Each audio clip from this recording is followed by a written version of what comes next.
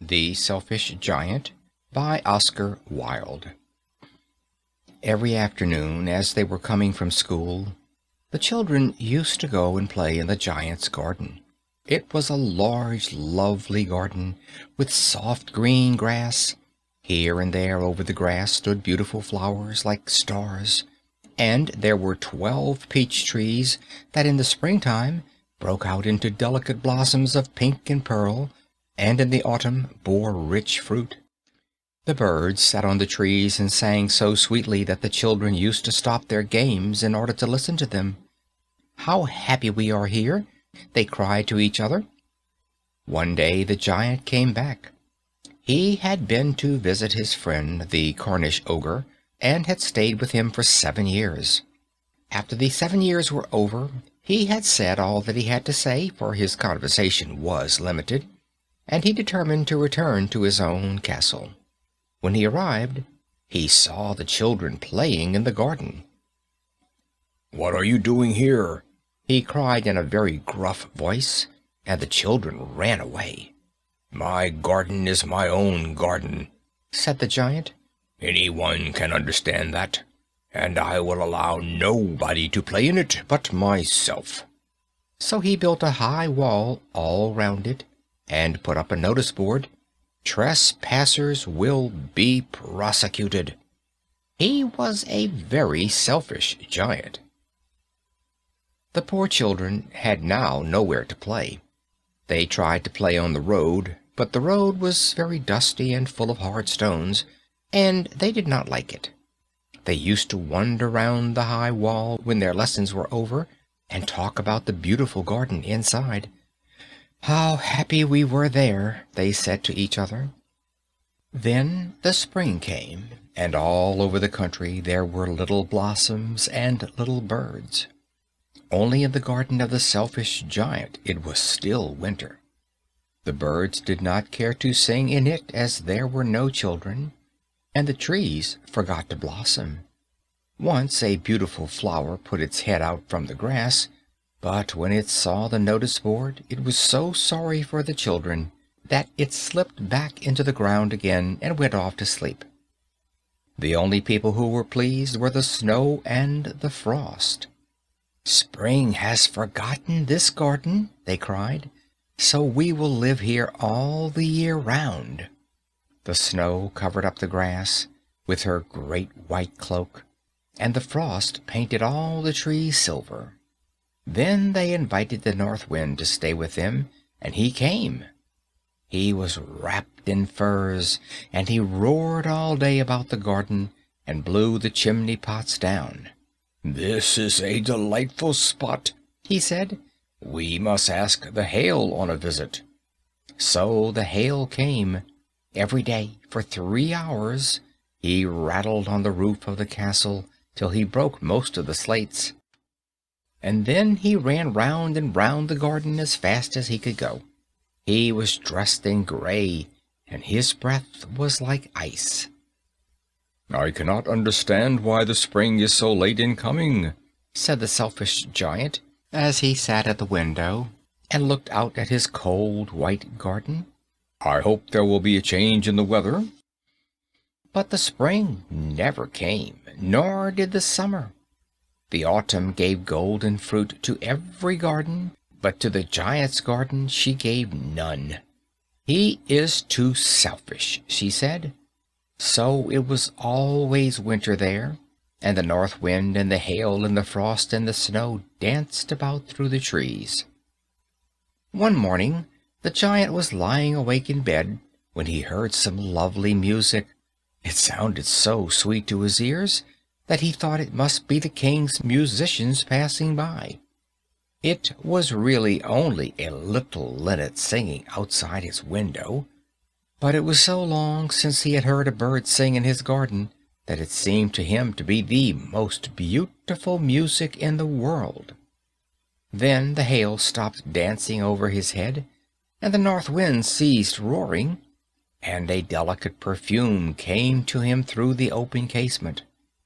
"I believe the spring has come at last," said the giant, and he jumped out of bed and looked out. What did he see?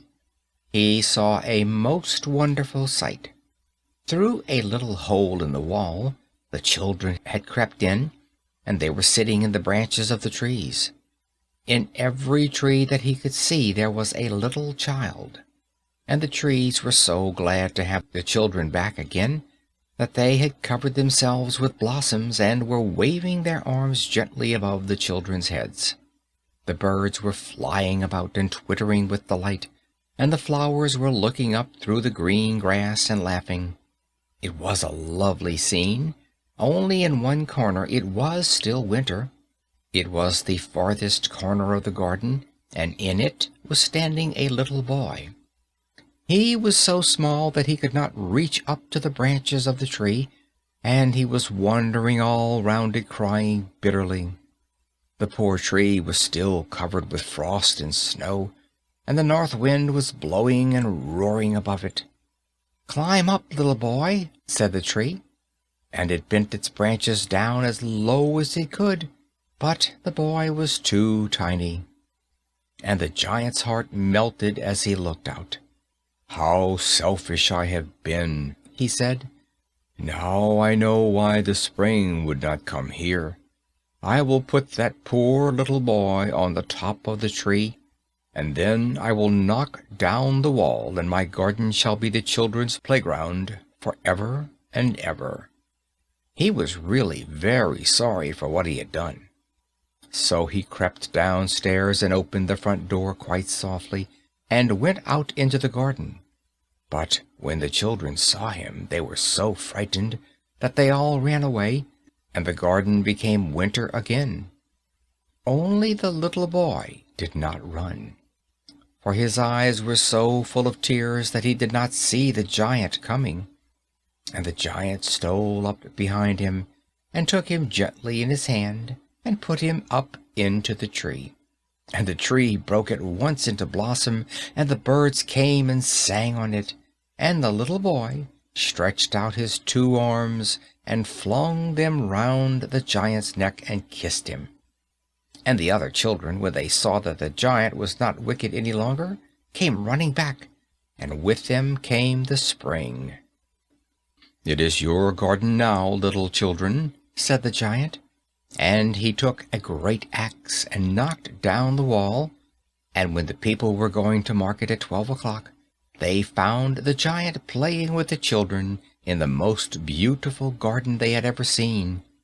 All day long they played, and in the evening they came to the giant to bid him good-bye. "But where is your little companion?" he said. "The boy I put into the tree." The giant loved him the best because he had kissed him. "We don't know," answered the children. "He has gone away." "You must tell him to be sure and come here tomorrow," said the giant. But the children said that they did not know where he lived, and had never seen him before, and the giant felt very sad. Every afternoon, when school was over, the children came and played with the giant, but the little boy whom the giant loved was never seen again. The giant was very kind to all the children, yet he longed for his first little friend, and often spoke of him. "How I would like to see him," he used to say. Years went over, and the giant grew very old and feeble. He could not play about any more, so he sat in a huge armchair and watched the children at their games and admired his garden. "I have many beautiful flowers," he said, "but the children are the most beautiful flowers of all." One winter morning he looked out of his window as he was dressing. He did not hate the winter now, for he knew that it was merely spring asleep, and that the flowers were resting. Suddenly he rubbed his eyes in wonder, and looked and looked. It certainly was a marvelous sight. In the farthest corner of the garden was a tree quite covered with lovely white blossoms. Its branches were all golden, and silver fruit hung down from them, and underneath it stood the little boy he had loved. Downstairs ran the giant in great joy, and out into the garden.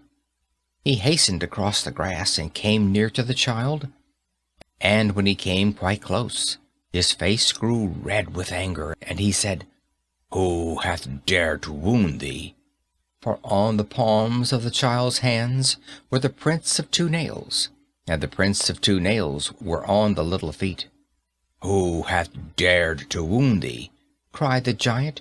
"Tell me, that I might take my big sword and slay him." "Nay," answered the child, "but these are the wounds of love." "Who art thou?" said the giant, and a strange awe fell on him, and he knelt before the little child.